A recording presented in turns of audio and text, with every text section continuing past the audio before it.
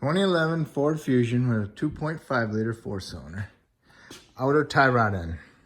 Whatever side it is, right or left side, you still need to break the wheel lugs loose, jack it up and support it, remove the tire, and come over to the vehicle. Get a 21 millimeter. You want to go to the jam nut for your adjuster, and you want to loosen it up. So if it's on the passenger side, you want to put the wrench on it and hit it towards the rear of the vehicle. Okay? If it's on the other side, driver's side, then you want to hit the wrench to the front of the vehicle. Okay? So the jam nut is loose. Okay? I hit the wrench to the rear of the vehicle. I'm on the passenger side. So now that one's loose. So now all I gotta do is remove the tie rod end nut. This one has a cotter pin on it, so I'll remove the cotter pin and I'll remove the nut. And then I'll hit the knuckle right here with a hammer, break the taper, and the tie rod should drop out. If it doesn't have the cotter pin, then you're gonna have to remove the nut. And sometimes they spin. So you have to heat the nut up with a MAP gas, propane. MAP gas is hotter, so you heat it up, and then you can get this nut off. Sometimes you might have to take a pry bar and pry up on the tie rod end to hold it in there more tighter, so you can remove that nut. All right. Okay, my nut is off. So if I'm saving the tie rod end, I don't want to hit the threads with a hammer. But if I'm not, then I can hit the thread hammer and knock it straight out. Otherwise, you have to hit the knuckle really hard to break the taper.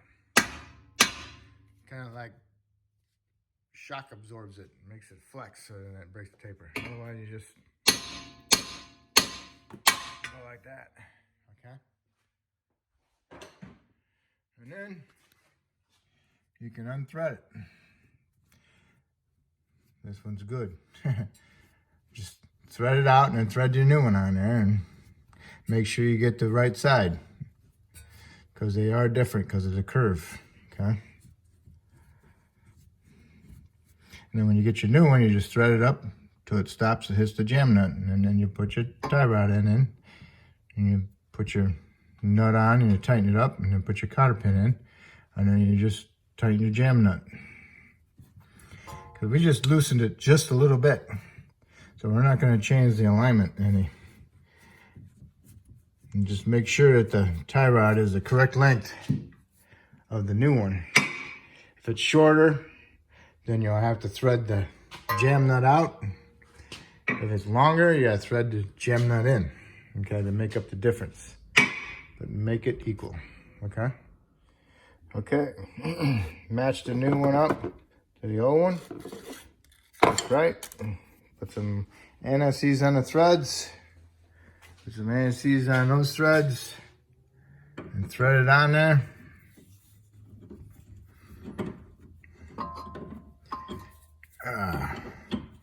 And run it all the way up. If I can get the stupid thing to start. Kind of hard to do with one hand. Anyway. Run it all the way up till it hits your jam nut, and then stick it in the tie rod into your knuckle. Okay? Okay, bottomed out. Okay. Push the tie rod up in there, and now you need to tighten your castle nut. Okay, tighten your castle nut up, and align it up with the cotter pin hole. Put the cotter pin in there, bend it over, and trim it. Okay? Get your 21 millimeter wrench and put it on your jam nut and tighten it up. You want to push it forward. Okay, you got the jam nut tight. So now you're ready to put the tire on. Put your tire on and torque it to 100 foot-pounds in the star pattern, okay? And then you are done. And that's how you do your outer tie rod end. If I helped you out, that's awesome. If you could help me out by subscribing to me, that'd be great. And if you already did, I really do appreciate you. Thank you.